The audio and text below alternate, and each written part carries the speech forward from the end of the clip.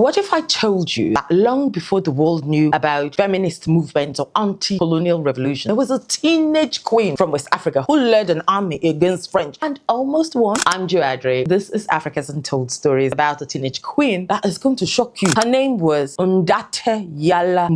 I hope I pronounced it well. It's on the screen. And her story begins on the royal court of YALLA. NDATE is the youngest daughter of the powerful and controversial Brak, king of YALLA, Amir Fatim Borso Mboch. Why was he controversial? I'm going to tell you later. But first of all, let's talk about this teenage queen, NDATE YALLA. As a young girl, NDATE YALLA and her sister, Joana, were taught by their father on how to rule a kingdom. They were also trained to defend themselves and would sometimes even train in the YALLA army. They probably did not have your regular childhood experience. When NDATE was just about 16, she was made to marry her cousin, king of YALLA, Brak Yarim Tijerele Mboch. That marriage was, however, a political one in order to advance the Tajik power. She was persuaded into marrying him. The marriage didn't last and they didn't produce any offspring. Yes, some traditions then allowed you to marry your cousin. Later on, NDATE YALLA would go on to remarry. I think she went to marry her love to Sakora Bar Diop, who is better known as Maroso Tasse Diop, the Prince of Kaya, the Lord of Koki. Maroso Tasse was also a powerful, influential figure in YALLA. He was known to be a valiant warrior. He will go on to command his white army against Moorish and the eminent French threat in the years to come. From their marriage, they had a son. The son was called Sida Diop. Queen NDATE was crowned Linga of YALLA on October 1st in 1846 in Undia capital. She succeeded her sister, Undiomboit. I love African names with character. This one is beautiful. I don't know if I pronounce it well, it's on the screen. And she reigned from, I think, 1846 to 1855, which was also the year that YALLA fell to the French. In early 1847, she opposed the French authorities over free passage for the Saracois Sonikins, who supplied the island of St. Louis, which was a French colony, with cattle. By the way, the Saracois are a West African ethnic group known for being the founder of the ancient Ghana Empire. That is a gist for another video. We're still researching on that one. So the French claimed that the Linga and her people, in contravention of the treaty that had existed between YALLA and St. Louis, stopped the herd of about 160 oxen that a French resident in St. Louis had bought and kept some of the best livestock for themselves, allowing only 100 to pass. Let's just say that is transportation tax, right? The French went on to say that the Linga can only be paid for passage after the goods have arrived in St. Louis, and to threaten her and ask that she return the about 16 oxen that she took as in her possession, and if she refused to return it, she's going to be deemed the enemy of the French. Can you imagine? It's like saying you go to the market, you go buy something, right? And then you say, give me the goods first. After you've given me, I'll take it to home, then I'll pay. NDATE was not foolish. Or were the French residents just looking for trouble? And what right do you have to tell people what to do? And as if that's something they can allow in their own country. Queen NDATE views the threat as an affront to her sovereignty and the sovereignty of the YALLA people. On 18 June 1847, she wrote a letter to the French governor in the following terms: "We have wronged no one. YALLA belongs to us. That is why we guarantee the passage of livestock in our country. For this reason, we charge 1/10, and we shall never accept any other thing. St. Louis belongs to the governor, Kayo to the Damel, Jollof to the Baoba, Fauta to the Almami, and Walla to Brak. Each of these chiefs govern their own country the way they deem fit." During her reign as Linga, she and her husband, Maroso Tasse, who was the commander of her army, fought against the Moor of Traza, who were encroaching on her territory, and against the French colonial army led by Louis Fadel. The years of resistance against colonialization resulted in attacks from 1854 and the final battle of Dioboldi in 1855. Maroso Tasse, the Prince of Kaya and the Lord of Koki, and the commander of the YALLA army, put up a strong resistance against the French. The battle went on for months, several months. The battle was the first real attempt by the French to conquer territory in Senegambia and bring to an end the 6 main Senegambian kingdoms: YALLA, Sine, Salom, Baol, Kayol, Jollof, and their respective royal dynasties that had reigned for centuries. YALLA was also close to St. Louis, which was a French stronghold. Because of that, Said Heb decided to exercise his authority first with YALLA. If YALLA fell, you see the thinking process, it will now be easy to capture the remaining Senegambia kingdoms. And although YALLA did fall, but it was not easy, and that's what we're exploring. YALLA gave them hell. I personally love this story because to see this power couple and their family, oh my God. After several encounters, Maroso Tasse and his wife, NDATE, refused to submit to the French invasion and mobilized more forces in order to repulse the French army. Then, in February, Fadheb departed. You will leave your own place and go to another place, and you say it's war. It's not a war, it's invasion. It's not defense. Departed St. Louis with about 450 French soldiers and 400 armed volunteers in order to march on to NDATE's capital. And then in February, the Battle of Dioboldi, the French defeated the combined YALLA and Traza armies. The French French then entered India, which has been deserted by the queen and her followers and was burnt down. But Maroso Tase and his warriors still held firm and refused to submit. The queen, who was receiving updates, still remained defiant. For they had finally defeated the queen and gained control of Wallo. Maroso Tase Diop lost many of his men in battle. Yes, for him and his wife, their defeat was the ultimate humiliation in the country, which had known only glory and honor. Now, the queen had a speech upon this defeat. Today, we are invaded by the conqueror. Our army is completely rooted. The Theodo animist army of Wallo, valiant warriors, though they are, have almost all fallen to the bullet of the enemy. The invader is stronger than we are, I know, but should we abandon Wallo to the hands of foreigners? You might be wondering, where is their son in all of this? With his parents at war the whole time. Their son was held as hostage by the French, baptized as a Christian, given a name Leon, and sent to a French school abroad. But do you want to know what? He would later return on request back to his country and launch a campaign against the French. Now, let's stay with the parents first. In the light of their crushing fate, with the advice of the Jogome, Jadwin, and Malo, these are the three powerful noble councils of electors responsible for electing the king and the queens of Wallo from the ruling family, and Maroso Tase's relatives in the royal family of Cayo, they requested that the royal couple move to Cayo for refuge and protection. So they left for Cayo and received protection from their relatives. That's the relatives of the husband, Maroso. When the French heard that, they demanded that that royal family of Cayo hand them over as prisoners. And if they refuse, they too will now become deemed the enemy of the French. I think the French people are just going around gathering enemies. The royal family of Cayo refused to do so and offered them protection. The queen remained in Cayo until her death in 1860. And I must say, I absolutely love the entire royal family from both sides because they have the solidarity and resistance that's unmatchable. That reminds me, actually, you know, I told you that the father of NDATE, YALLA, was a controversial man. Here's why he was controversial. He was especially known for his anti-Islamic stance against the Senegalese Muslim jihadists at that time, especially Almami Biram of Futa Toro. And his famous line, he had this famous line, a black should never convert to Islam. He was also one of the people who stood on that business. But the French weren't just fighting battles, they were playing chess. They cut off the trade routes, seized the farmland, promising local chief protection if they surrounded to their loyalty. You see the game they are playing here? It's for power, manipulation. This is 19th century. So do you think these people have changed this playbook? A side note, any European country that still holds artifacts, that is a #1 sign that they are still preserving their colonial legacy. They are still the same people they were, their thought process in the 19th century. Nothing has changed. If not, have you seen their citizens run out in mass protests, return the artifact, hey, we are citing reparations, or demand accountability based on that? No. But the French, they weren't just fighting battles, like I said, they were playing chess. They were promising local chiefs that they gave them protection if they surrendered their loyalty. Some accepted, some stayed silent. For the first time, NDATE YALLA began to feel the walls closing in. The soldiers she had trained with were now few, and the letters from allies remained unanswered. Probably those ones are already accepted. Even within her council, whispers started to grow.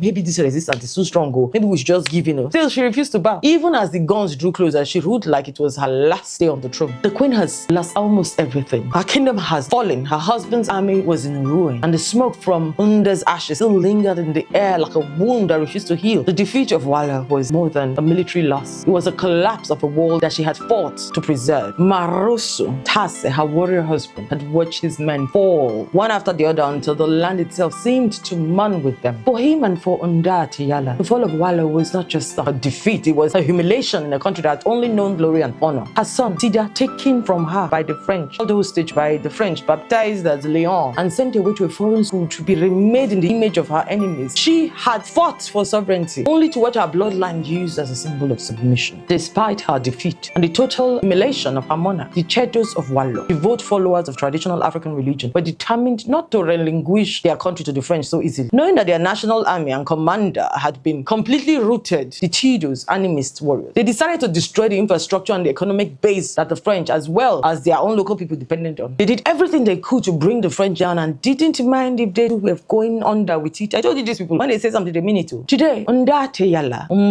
is regarded as a hero in Senegambian history, and one of the most famous women of the 19th century Senegambia. Along with several other African heroes, she played a crucial role in the struggle for African liberation. Oral history have recorded her bravery, and she remains a symbol of female empowerment and resistance against French colonialism. She was not a puppet. She was a signatory and co-signatory of many official documents between Wallo and France. Like her sister, Njemboit, whom she succeeded in 1846, NDATE YALLA was famous for three things: for her political strength, her marriage, and her son, Sidia Diop, merging career, love, and motherhood as a warrior queen. I'm Joadre. That was Africa's Untold.